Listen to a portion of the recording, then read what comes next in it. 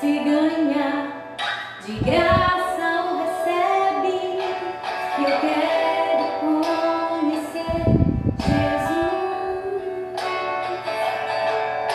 Eu quero conhecer Jesus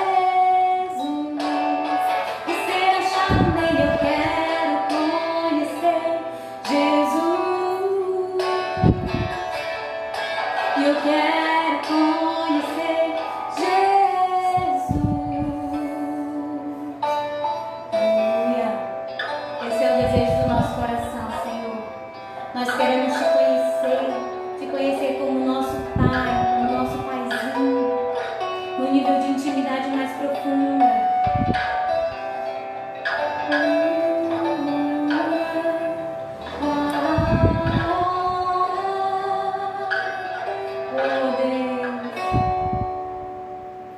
O meu orgulho me tirou do jardim, sua humildade colocou jardim em mim. Se eu vendesse tudo que tenho em troca do amor, eu falharia.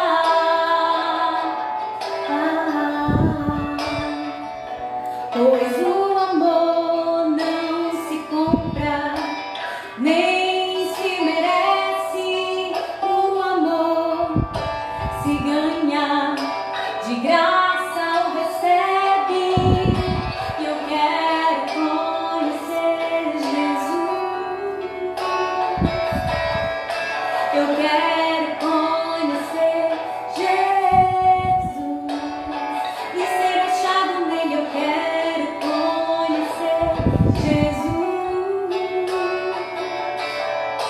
Eu quero conhecer Jesus.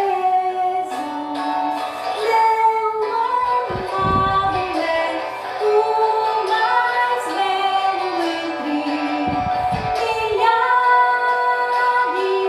e milhares.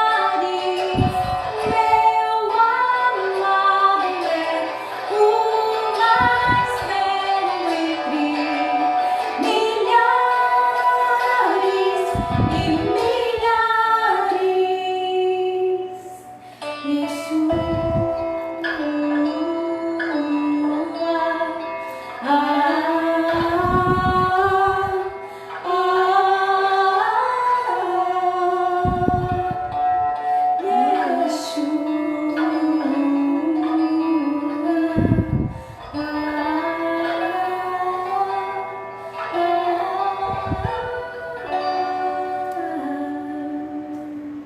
Aleluia. Que esse seja o clamor do seu coração nessa noite. Clamamos pelo amor do nosso Pai, do nosso Deus, que é todo poderoso.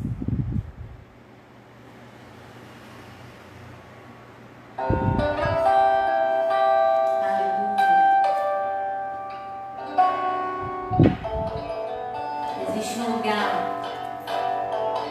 que é o melhor lugar do mundo, que é nos braços do nosso Pai.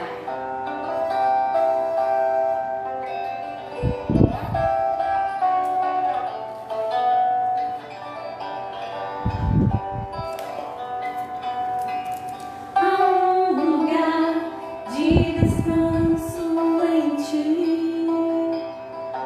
Há um lugar de refrigério em ti. Há um lugar onde a verdade reina. Esse lugar é no Senhor.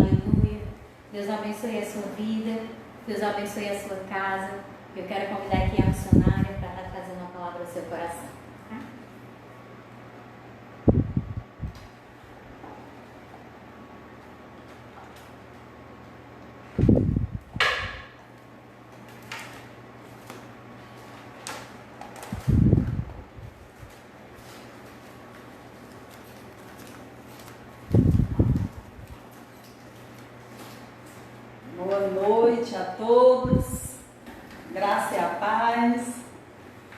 Queremos louvar o Senhor, né, por esse dia e porque nós temos esse lugar, como bem cantou agora a Gleicinha. Isso é um louvor muito lindo da Heloísa Rosa, que nós temos esse lugar no Senhor, esse lugar onde traz esperança, esse lugar onde os sonhos não se abortam, esse lugar onde Ele renova a nossa fé. Então, queridos, nós percebemos que muitas vezes nós nos encontramos sem esperança, sem expectativa, porque a gente tem frequentado pouco esse lugar, né? E esse lugar não é um lugar físico, não é a igreja, não são as quatro paredes. É a presença do Senhor que a gente pode encontrar, como diz lá em Mateus 6,6.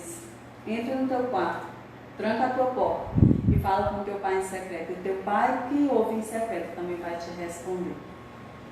Que o Senhor nos ajude, né, a visitar, a estar mais tempo nesse lugar que renova as nossas forças, que renova a nossa vida. Então, queremos agradecer cada um que está aí conosco. Sentimos falta, né? Assim, nós já estamos mais de 3 meses sem nos congregarmos no templo.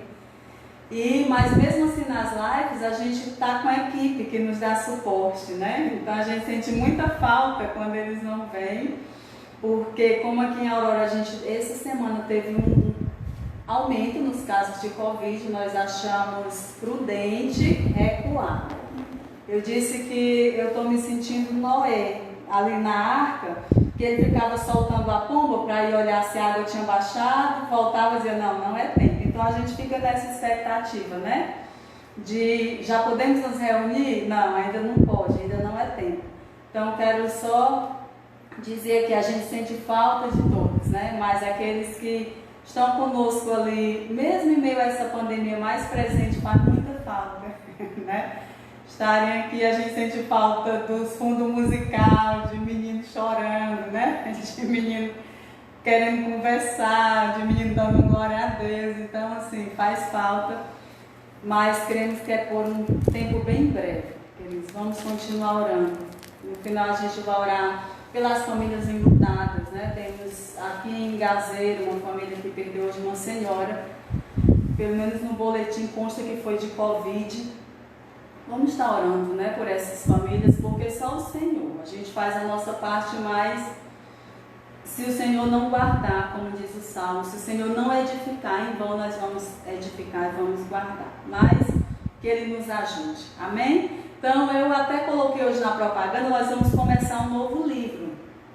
Concluímos Filipenses, creio que aprendemos muito essa carta de Paulo aos Filipenses, como o propósito que ele escreveu, por que ele escreveu, de onde ele estava, né? Lembramos que ele estava preso numa prisão. Ele escreveu para confortar, para consolar os irmãos, para dar notícias de como estava. E o tema da carta de Paulo aos Filipenses é falar da alegria, que ele se alegrava pelos irmãos e tudo. Então, a gente teve um tempo compartilhando aí. Quem está conosco, principalmente no Face, porque fica salvo, você pode dar uma olhada nos estudos da carta de Paulo aos Filipenses. A gente tirou algumas lições, né? Nós não fizemos o comentário de Filipenses, a gente tirou algumas lições de cada capítulo que a gente foi passeando, caminhando por esse livro.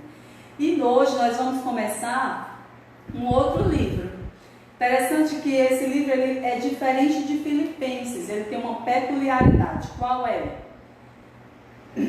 É que no caso da carta de Paulo aos Filipenses, era uma carta direcionada, fixa para aqueles irmãos de Filipos. Lógico que a gente tira as lições. Não era uma carta que chamam de carta rotativa, que passava por outras cidades, que era para que outros lessem. Essa carta que nós vamos começar a estudar hoje é a carta de Paulo aos Tessalonicenses. Quem é da IPBA, né? Nós estudamos na EBD um tempo só sobre essa carta. Então a gente viu algumas coisas bem interessantes. E aí agora eu quero entrar na carta de Paulo aos Filipenses, tirando algumas lições. Essa carta, ela era uma carta circular. Paulo disse que quando os irmãos terminassem de ler, mandassem para outras igrejas, para outras. Então são lições mais gerais, tá bom? Só para lhe atualizar. Como sempre eu gosto de dar um pano de fundo, assim, você entender o contexto da carta. E eu quero trazer aqui algumas observações sobre a carta de Paulo aos Filipenses. Pretendo ser bem breve, certo? Sobre a cidade, né? Perdão, a carta de Paulo aos Tessalonicenses, né? Sobre a cidade Tessalônica. Era uma cidade grega de considerável importância política e geográfica. Estava situada ao noroeste do mar Egeu, numa planície rica e bem irrigada. De lá era possível enxergar o Monte Olimpo, a habitação dos deuses gregos, segundo a mitologia. Então era uma cidade bem importante naquela época, a cidade de Tessalônica, tá certo? A cidade ainda existe nos dias de hoje e ela é conhecida como Salônica. É a segunda maior cidade da Grécia moderna, ficando atrás apenas de Atenas. Certo? Então, a cidade atual, Salônica, é a antiga Tessalônica. Só para você se situar. A missão de Paulo em Tessalônica. O apóstolo seguiu para a região da Macedônia por ocasião da sua segunda viagem missionária, quando, por uma visão da parte do Espírito Santo, partiu para aqueles lados, ao invés de seguir viagem para a Ásia, como ele planejava. Paulo tinha um plano, mas o Espírito Santo direcionou outro. E aí eu já quero que você abra aí Atos capítulo 16. Abra aí sua Bíblia, em Atos 16, para a gente ver aqui, mostrando exatamente nesse momento aqui, em que Paulo vai ler para Tessalônica. Atos 16, nós vamos ler do versículo 6 ao 10, certo? Eu estou dando um tempo porque eu creio que vocês são como os crentes de Bereia, que conferiam na Bíblia. Então, estou dando um tempo aí para você procurar na sua Bíblia. Atos, capítulo 16, nós vamos ler do versículo 6 até o versículo 10. Ok? Atos 16, 6 a 10, diz assim: E percorrendo a região da Frígio-Gálata, tendo sido impedidos pelo Espírito Santo de pregar a palavra na Ásia, defrontando Mísia, tentaram ir para Bitínia, mas o Espírito de Jesus não permitiu. Tendo contornado Mísia, desceram a Troade. À noite, sobreveio a Paulo uma visão, na qual um varão macedônio estava em pé e lhe rogava, dizendo: passa a Macedônia e ajuda-nos. Assim que teve a visão, imediatamente procuramos partir para aquele destino, concluindo que Deus nos havia chamado para lhes anunciar o Evangelho. Então, nesse momento aqui, tem até uma ministração interessante. Pastor Ronaldo Lidório, se eu não estou enganado, o título é Quando os Nossos Planos Falham, né? E aí ele falou exatamente isso. Ele usa essa passagem porque Paulo tinha um plano, tinha planejado algo, mas o Senhor desviou a rota e levou para outro lugar, certo? Então foi aqui onde começou. O Evangelho chegou ali na Tessalônica, através de Paulo, nessa viagem, essa direção que Deus foi dando. E quando ele chegou em Tessalônica, ele havia viajado cerca de 175 quilômetros. Ele vinha de Filipos, onde havia sido ultrajado e preso com Silas. Ao chegar em Tessalônica, prontamente, Paulo passou a pregar o Evangelho nas sinagogas, durante mais ou menos 3 semanas. Segundo os estudiosos do plantio de igreja, diz que a igreja mais rápida que foi plantada é a igreja de Tessalônica, que foi uma igreja plantada em apenas 3 semanas. Paulo esteve ali, pregou esse tempo, 3 semanas naquela cidade, e a igreja ficou plantada, certo? É bem interessante o estudo que fala disso, mas nosso propósito aqui não é plantio de igreja, né? Depois a gente pode se aprofundar nesse tema, mas só para lhe dar essa pincelada, que foi uma igreja plantada muito rápido, em apenas 3 semanas. A pregação da palavra converteu dentre os judeus que ali habitavam, a grande maioria eram gentios. E aí eu quero que você abra agora Atos, capítulo 17, nós vamos ver do versículo 1 ao 4. Já está em Atos, né? Capítulo 16, então é o 17, do 1 ao 4. Olha aí o que diz, como Paulo se portou quando chegou ali em Tessalônica. Tendo passado por Anfípolis e Apolônia, chegaram a Tessalônica, onde havia uma sinagoga de judeus.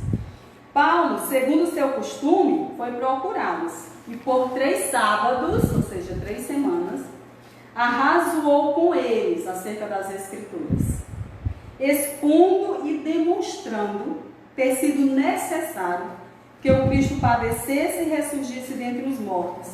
E este, dizia ele, é o Cristo Jesus que eu vos anuncio.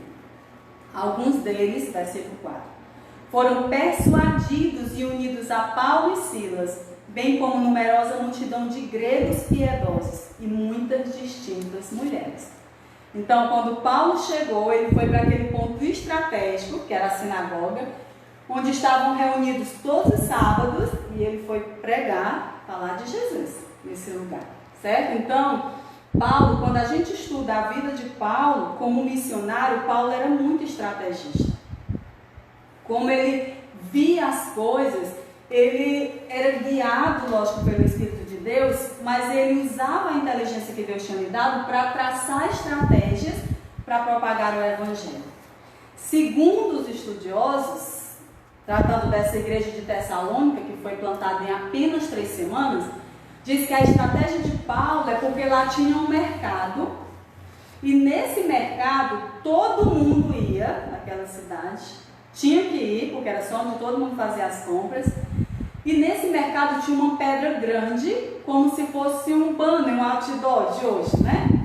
E Paulo alugou aquela pedra. E ele ficou os 3 sábados, o tempo que acontecia ali, que o povo ia para aquele mercado, não era o sábado, perdão, o tempo que o povo ia para o mercado, Paulo estava ali naquela pedra pregando o Evangelho. Então os estudiosos dizem que ele foi muito estratégico, ele procurava lugar estratégico, ele via ali de que forma ele podia pregar e ele aproveitava cada oportunidade. Por isso que a igreja foi pregada, foi estabelecida com muita rapidez. Imagine, é como se no sábado, né, vamos dizer assim, no meio da feira, Paulo alugasse assim um lugar mais e ele estivesse ali pregando. Todo mundo que vem dos sítios ia ouvir a palavra. Então foi essa a estratégia de Paulo ali em Tessalônica. E diz aqui que ele pregava, ele ia discutir aos sábados, ele estava ali para estudar e compartilhar a Bíblia, certo? Então foi essa a missão de Paulo em Tessalônica. Ele não foi fazer turismo. Era uma cidade bonita, rica, bem estratégica, mas ele foi para pregar o Evangelho, certo? E sobre essas cartas que nós vamos começar a estudar. A primeira carta foi escrita para os cristãos da igreja em Tessalônica, que é localizada, a gente já falou, na Grécia Antiga, tendo como objetivo instruir corretamente os cristãos sobre a volta de Cristo. A autoria do livro é atribuída ao apóstolo Paulo, com auxílio de... Ao longo dos 5 capítulos, nós vamos poder acompanhar o carinho e as recomendações do apóstolo àqueles irmãos ali de Tessalônica. Ele desejava visitar a igreja, mas foi impedido por Satanás. Quero já lhe desafiar, até como Assis Pio ministrou aqui no último encontro, sobre a importância da palavra, de lermos carta completa, né? Procure ler, são apenas 5 capítulos essa carta de Paulo aos Tessalonicenses, leia de uma sentada. Como é interessante, né? Aqui a forma, aqui nós estamos vendo por que Paulo escreveu essa carta, certo? Era para alertar os irmãos, expressava o cuidado dele, porque ele tinha passado muito rápido e tinha medo dos irmãos não terem entendido, certo?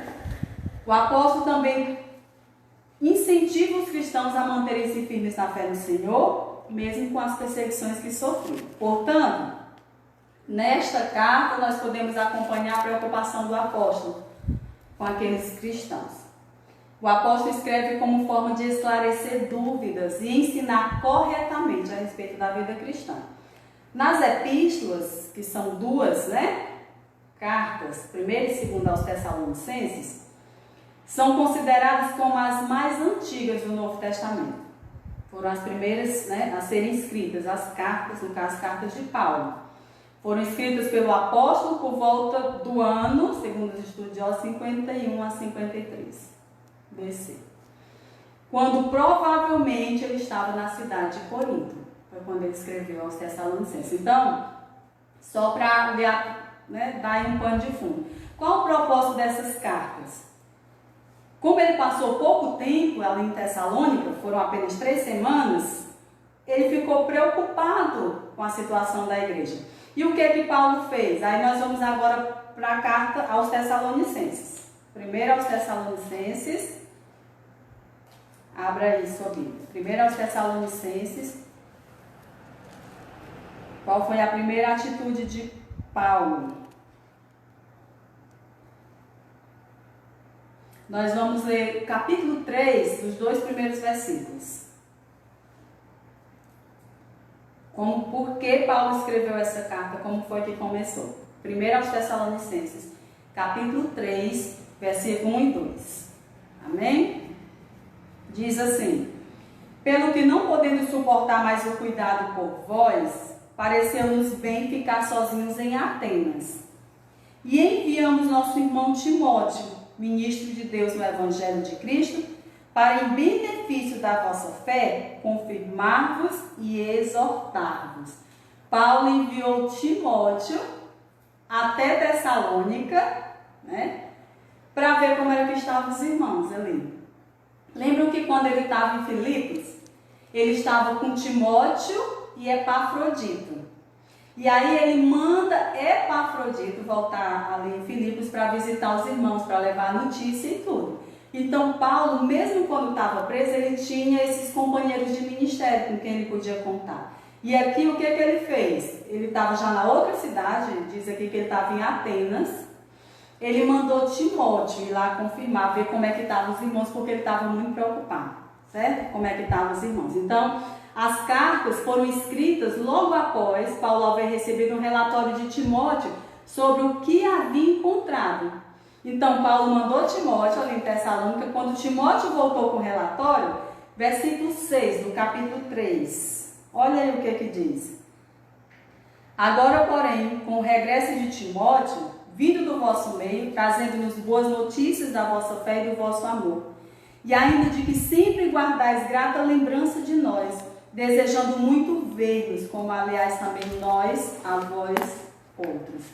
Então, Timóteo voltou, trazendo relatório que os irmãos estavam bem, estavam firmados, sentiam muita saudade de Paulo e dizendo como é que estava mais ou menos a situação. E aí as cartas foram escritas baseadas nisso, certo?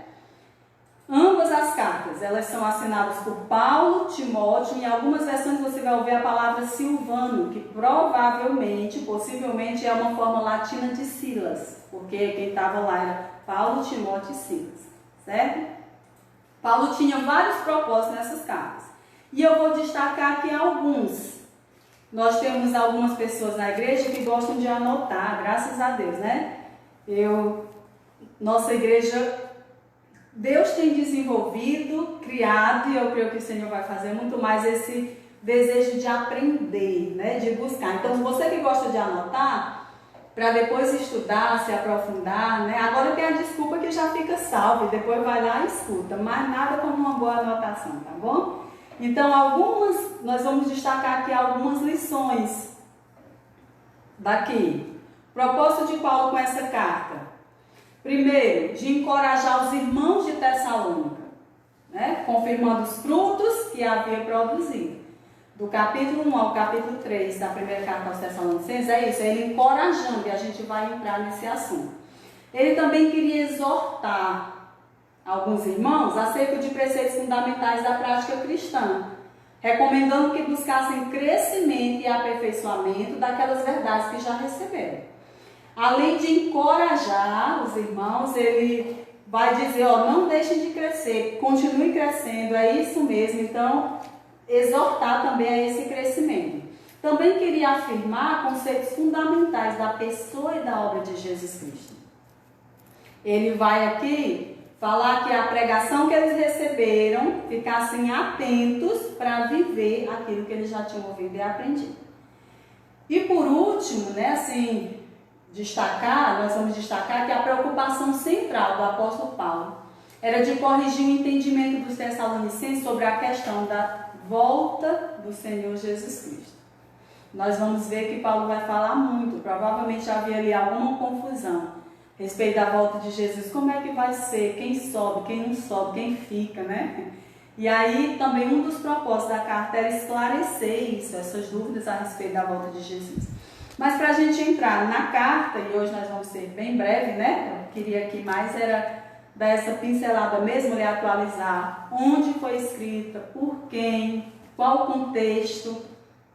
Mas nós vamos ler apenas no capítulo 1, do versículo 1 ao 3, primeiro aos Tessalonicenses. Vamos tirar muitas lições, mas nós vamos começar aqui por essas, do capítulo 1, versículo 1 ao 3, diz assim: Paulo, Silvano e Timóteo, a igreja, ou seja, Silas, né? A igreja dos Tessalonicenses em Deus e Pai, no Senhor Jesus Cristo, graça e paz a vós outros. Damos sempre graças a Deus por todos vós, mencionando-vos em nossas orações, e sem cessar, recordando-nos diante do nosso Deus e Pai, da operosidade da vossa fé, da abnegação do vosso amor e da firmeza da vossa esperança em nosso Senhor Jesus Cristo. Primeira lição que eu quero tirar, entrando na carta, no conselho de Paulo aos irmãos de Tessalônica, são as virtudes dos Tessalonicenses que ele vai destacar nesse versículo 3. Né? O versículo 1 e 2, ele está falando ali do contexto, que ele dava graça, que ele orava, mas aí ele vai dizer por que ele orava, por que ele era tão grato por aqueles irmãos. E aí no versículo 3, Paulo vai destacar 3 virtudes daquela igreja que era uma igreja tão jovem, tão nova, né? Mas já tinha essas virtudes. São 3 características muito importantes do povo de Deus. E você lendo aí o versículo 3, aproveite e grife na sua Bíblia, não sei se você tem esse costume, né? Mas marque na sua Bíblia quais são essas características. Quais eram essas virtudes que Paulo destaca. Ele vai destacar a fé, a esperança e o amor dos Tessalonicenses. Esses 3 dons são essenciais para a vida cristã. São dons de Deus que caracterizam o seu povo como o povo de Deus: fé, esperança e amor. Paulo fala desses 3 dons em várias das suas cartas. Tem em Romanos capítulo 5, tem aos Gálatas capítulo 5, tem em Colossenses capítulo 1, também no capítulo 5 de Colossenses, tem primeiro aos Coríntios capítulo 13. Como nós não temos tempo, né, assim, não vamos destacar tanto, esmiuçar tanto, mas Paulo fala muito dessas três virtudes, desses dons. E mais especificamente ele vai reforçar aqui, né? Como Paulo vai qualificar esses dons e ele vai realçar, ele dá aqui algumas qualidades. Além do dom, ele vai dizer como é que eram esses dons. Primeiro, ele fala sobre a fé e ele chama de uma fé operosa. Olha aí no versículo 3. Paulo vai falar de uma fé operosa, recordando-nos diante do nosso Deus e Pai da operosidade da vossa fé. Então, essa palavra operosidade, né, ela é no grego ergon, que significa literalmente obra. Na sua epístola, ele vai também nos lembrar que a fé sem obras é morta. É assim? Outra maneira de colocar isso é que as obras evidenciam a nossa fé. Paulo está dizendo aos irmãos de Tessalônica: eu me alegro, porque pelas obras que vocês fazem, deu para perceber que vocês entenderam, que vocês têm fé. Então, Tiago 2,18 diz: mas alguém dirá, tu tens fé e eu tenho obras. Mostra-me essa tua fé sem obras, e eu com as obras te mostrarei a minha fé. Então, queridos, nós não podemos alegar ter fé se essa fé não está operando, não está sendo demonstrada através das nossas obras. Certo? Obras não salvam, e nós já sabemos disso. Somos salvos única e exclusivamente pela graça. Não vem de nós, é um dom de Deus. Mas o salvo, ele tem uma fé operosa. O salvo, essa fé dele é viva, é prática, é palpável. Então, primeira coisa que Paulo vai elogiar, que Paulo vai destacar nas qualificações daqueles irmãos, de uma igreja tão nova, tão recente, é que ele se alegrava pela operosidade da fé deles, como eles tinham compreendido e estavam demonstrando através das obras que eles tinham crido, certo? Primeira coisa. Outra característica ou virtude, ele vai destacar o amor deles, e ele chama esse amor de um amor abnegado, um amor altruísta. Olha o que ele diz: da operosidade da vossa fé, da abnegação do vosso amor. Então, essa questão de abnegação, de altruísmo, a gente vê também quando Paulo mesmo vai falar na carta aos Coríntios, primeira carta, capítulo 13, versículo 5. E ele diz: o que é esse amor? Que tipo de amor é esse abnegado? É um amor que não se conduz inconvenientemente, não procura os seus interesses, não se exaspera, não se ressente do mal. Então, esse é um amor abnegado. Quando lemos que o amor não procura o seu próprio interesse. E era isso que Paulo estava dizendo àqueles irmãos. Os tessalonicenses, eles entendiam bem a ideia de um amor altruísta. Sabe por quê? Quando o evangelho chegou ali na cidade, que causou muito tumulto e até perseguição, Jason, que ele era um dos líderes que recebeu Paulo em sua casa, ele foi levado preso. Teve que pagar fiança para sair daquela situação. Então, Jason demonstrou um amor abnegado, altruísta, mostrando realmente que tinha compreendido. Além de ter fé, que era uma fé operosa, ele tinha um amor altruísta, capaz de ser preso, porque ele estava ali cuidando de Paulo. Abra aí sua Bíblia, nós vamos ver onde narra essa situação. Atos capítulo 17, que é um amor altruísta. Me auxiliar, me dê uma aguinha. Estou com sede. Atos 17, do 1 ao 9.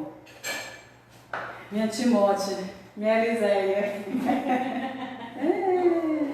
Por favor.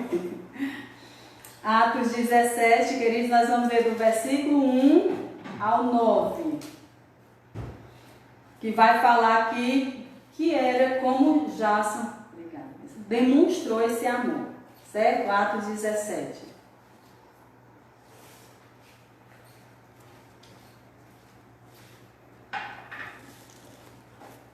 Acharam? Atos 17, do 1 ao 9. Diz assim: tendo passado por Anfípolis e Apolônia, chegaram a Tessalônica, onde havia uma sinagoga de judeus. A gente já leu os 3 primeiros versículos. Paulo, segundo seu costume, foi procurá-lo e por 3 sábados arrasou com eles acerca das Escrituras, expondo e demonstrando ter sido necessário que o Cristo padecesse e ressurgisse dentre os mortos. E este dizia ele: é o Cristo Jesus que eu vos anuncio. Alguns deles foram persuadidos e unidos a Paulo e Silas, bem como numerosa multidão de gregos piedosos e muitas distintas mulheres. Abrindo um parênteses, aqui já fala não Silvano, e sim Silas, né? Só para que você saiba que é a mesma pessoa. Versículo 5. Os judeus, porém, motivados de inveja, trazendo consigo alguns homens maus dentre a malandragem, ajuntando a turba, alvoroçaram a cidade, assaltando a casa de Jason, procuravam trazê-lo para o meio do povo. Porém, não os encontrando, arrastaram Jason e alguns irmãos perante as autoridades, clamando: estes que têm transtornado o mundo chegaram também até aqui, os quais Jason hospedou. Todos estes procedem contra os decretos de César, afirmando ser Jesus o rei. Tanto a multidão como as autoridades ficaram agitadas ao ouvir estas palavras. Contudo, soltaram Jason e os demais, após terem recebido deles a fiança estipulada. Certo? Então, esses irmãos aqui, que hospedaram Paulo e Silas, eles sabiam que era um amor abnegado. Eles estavam arriscando a própria vida para que o evangelho fosse pregado ali em Tessalônica. E é interessante, queridos, como seria bom ouvir isso, né? Ele dizendo: aqueles que têm alvoroçado o mundo chegaram também até nós. Algumas versões dizem que tem colocado o mundo de cabeça para baixo, né? Chegaram até nós. Porque o evangelho, ele é esse evangelho que mexe mesmo. Ou o evangelho mexe com as estruturas, ou então não é o evangelho. Se o evangelho não está mudando, não está mexendo naquilo que precisa mexer, não é o evangelho. E aí essas pessoas perceberam que havia algo diferente, né? E havia sobre esses irmãos esse amor abnegado, esse amor altruísta, de dizer: ó, vamos presos, corremos o risco de morrer, mas nós vamos dar cobertura a Paulo para que ele pregue o evangelho nessa cidade. Então foi isso que aconteceu. Isso é amor abnegado. Isso é amor altruísta. Então, o amor ali precisava ser de fato ativo, pois haviam muitos que padeciam aflições graves, como perda de bens, outros eram fugitivos, enfim, tinha muita coisa em vista, certo? Então, Paulo vai destacar essas virtudes: uma fé operosa, um amor abnegado e, por último, uma firmeza na esperança. Olha aí, voltando para Tessalonicenses 1:3. Vosso amor, da abnegação do vosso amor e da firmeza da vossa esperança em nosso Senhor Jesus Cristo. Então, a esperança é outro dom que está na galeria dos mais excelentes. Sempre que fala de dons, vai dizer que os mais excelentes é esse: a fé, a esperança e o amor. E esses 3 essa igreja tinha. Tinha uma fé operosa, tinha um amor abnegado e tinha uma esperança em Jesus. Todos nós, queridos, precisamos ter essa esperança. A esperança do porvir é o que sustenta o cristão nesse mundo de trevas e anima o nosso espírito a continuar caminhando. A igreja aos Tessalonicenses tinha uma esperança firme, segura, e a esperança deles era voltada a Jesus Cristo. Não era no governo humano, não era em Paulo, porque Paulo a qualquer momento podia ser preso e morto. Eles conheceram a Jesus e eles tinham essa esperança em Jesus. Essa talvez fosse a certeza mais segura que os Tessalonicenses tinham. Seu senso de expectativa da volta de Cristo e a confiança em suas promessas era uma característica marcante desse povo. Paulo demonstra que faziam bem em confiar nas promessas e no retorno do Senhor Jesus. Mas que enquanto fazem isso, eles deviam viver neste mundo como sal e luz do Senhor Jesus Cristo, cumprindo seus deveres sociais, familiares e sendo responsáveis em tudo o que fazem, enquanto aguardavam a vida do Senhor. Me encanta a teologia de Paulo. Paulo ele era um teólogo muito profundo. Mas Paulo ele era um teólogo prático. Ao mesmo tempo em que ele fala da eternidade, Paulo diz, mas vocês ainda estão na terra e precisam viver aqui de forma sábia. Então Paulo diz, olha, vocês precisam dar um bom testemunho, vocês precisam cuidar bem da família de vocês precisam entender que a forma de demonstrar essa fé é aqui na terra. Então, queridos, não adianta a gente viver aqui só pensando em ir para o céu e viver aqui de qualquer jeito. Nós precisamos viver aqui consciente que não somos daqui, mas prontos para cumprir o propósito para o qual o Senhor nos deixou nessa terra. Sabendo que sua família, seus filhos, seu esposo, sua esposa é seu primeiro ministério. É muito triste alguns pastores, líderes que abandonam a família por causa de ministério e acham que isso é de Deus. Onde a Bíblia, muito pelo contrário, fala que não tem nem autoridade quem não cuida bem da sua casa. Então, esse negócio de já ouvir histórias, aberrações, mulheres casadas que deixam o marido porque vão para missões e largam, abandonam o marido, né? Uma coisa é você viajar, o marido concordando, abençoando debaixo da cobertura dele. Outra é você achar que não precisa se submeter ao seu marido porque você tem que cumprir a obra. Então, queridos, a obediência a Jesus, ela passa por um processo, no caso das mulheres casadas, que tem que se submeter ao seu marido. Você só não pode se submeter no ponto em que ele vai contra o que a Bíblia ensina. Se seu marido quer lhe chamar para beber, para ir para a festa, pecar, aí você pode ir contra ele. E aí sim, o que vale é o que o Senhor diz. Mas a sua submissão é ao seu marido. Certo? Então, Paulo está dizendo, olha, eu admiro vocês, mas não esqueçam que aqui na terra tem coisas que passam por esse processo. Do cuidado com a família, do cuidado com os pais, do cuidado com os filhos, com as esposas, com os esposos. A fé de vocês tem que ser prática. Fé operosa, amor abnegado e esperança firme. Paulo enfatiza que essas virtudes são de Deus, não tem nada a ver com a gente não consegue sozinho. E ele demonstra isso ao dizer no versículo 2 que dá graça a Deus por esses dons. Deus quem deu.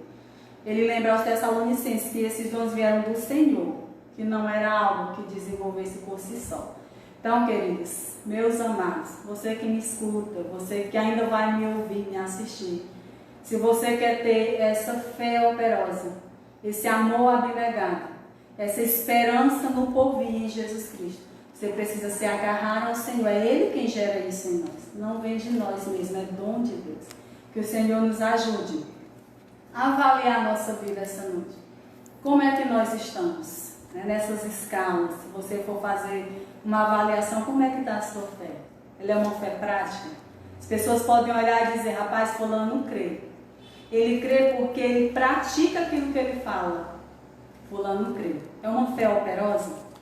Você tem esse amor abnegado, sacrificial por Jesus, pela obra, está disposto a obedecer a Ele, qualquer situação? Você tem essa esperança de dizer, minha esperança não está na minha saúde, minha esperança não está no governo, minha esperança não está na vacina da Covid que vai sair, minha esperança não está em nada disso. Minha esperança está em Jesus, que vai voltar e que não perde o controle de nada disso. Como estão as nossas virtudes essa noite? Que o Senhor nos ajude. Cada dia mais, a você e a mim, nós carecemos, viu? Eu preciso, tanto quanto vocês, dessa fé, desse amor e dessa esperança. Amém? Vamos orar.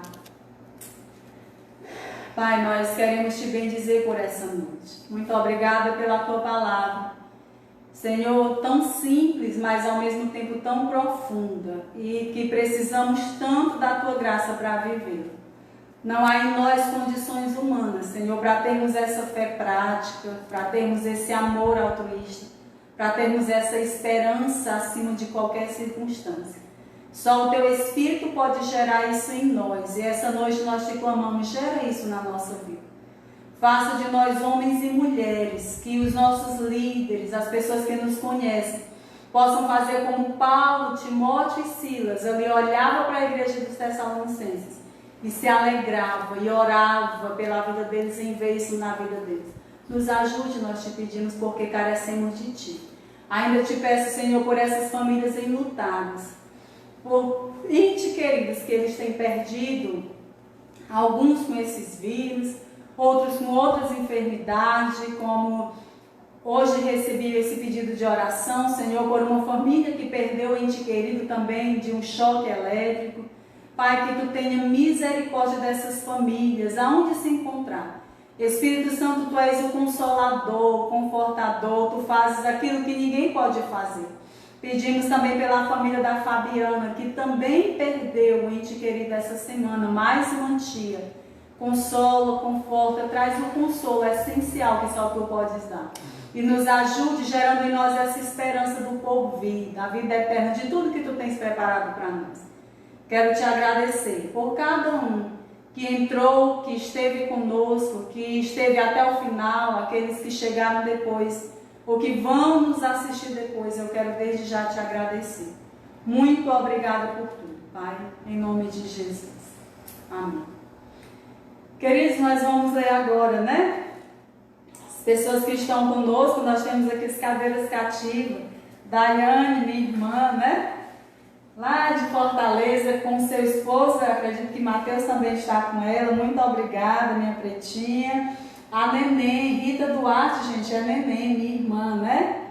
Mais velha, também está aí, firme e forte, minha intercessora, que se eu estou aqui hoje, né? Ela segurou as pontas, ela faz parte daquilo que eu falei na semana passada, né? Que missões se faz com os que vão, com os que oram, com os que contribuem. Então ela faz parte dessa missão, viu? Ela tem, chega lá na Glória, ela vai ter o galardão dela pela Aurora, né? Porque ela faz parte. Muito obrigada, Senhor lhe sustente aí firme e forte.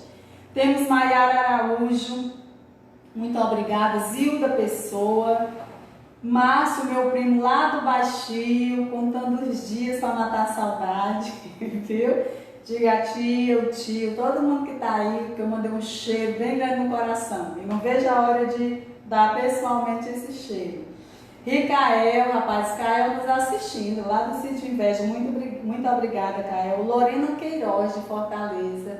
Muito obrigada, Lorena. Mila Rodrigues, Deus abençoe. Cunhada da Sabrina, oramos pelo seu filhinho, louvado seja o Senhor que ele já está bem, né? Fez uma cirurgia aí da adenoide, se eu não estou enganada, mas está se recuperando. Que o Senhor abençoe e vai ficar tudo bem, em nome de Jesus. Viu, meu? Vai ficar bem.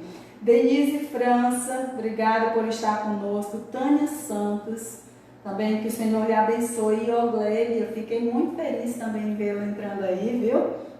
Senhor te abençoe, querida. Camila Oliveira, Camilinha, né? Que já conhece a Aurora, que morre de saudade de Aurora e a Aurora que tem saudade dela, né? Tá chegando. Deus abençoe, Camila. Tá no Insta, né?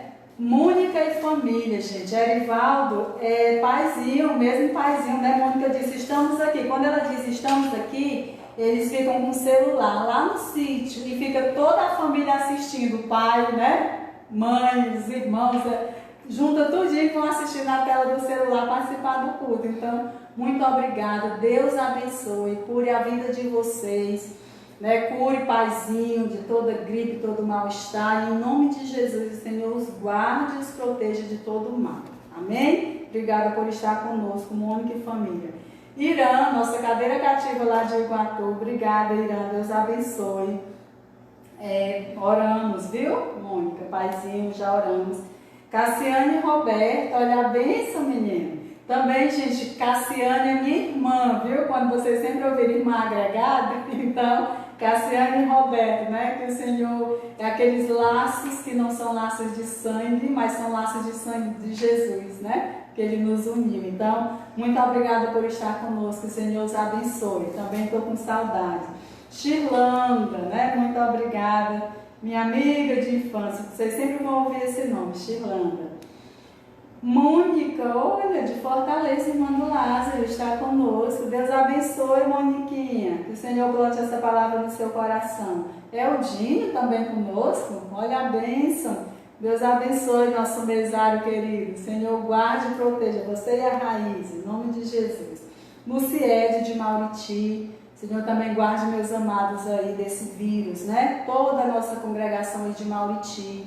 Os missionários, Eleonás e Natália, Senhor, proteja a vida de vocês. Jefferson e Cecília, de São Paulo, que privilégio, nossos missionários, né? Cecília conheço há muito tempo, antes de casar com Jefferson, né? Hoje já são casados. Prazer tê-los aqui conosco. Deus abençoe, viu, queridos? Cíntia Rangel, que bom também tê-la aqui conosco. Neuma Alves, olha a bênção, rapaz. E a Paulinha, que é de São Paulo, mas passa mais tempo em Minas, né? Acho que é isso. Paulinha, Deus abençoe. Todos que estão conosco, muito obrigada e que o Senhor nos guarde. No restante dessa semana, continue nos protegendo. A mim, a você, os seus familiares, seus queridos, que a graça, a paz, a bondade do Senhor seja sobre a nossa vida. Amém? Deus abençoe, cheirinho e até sábado.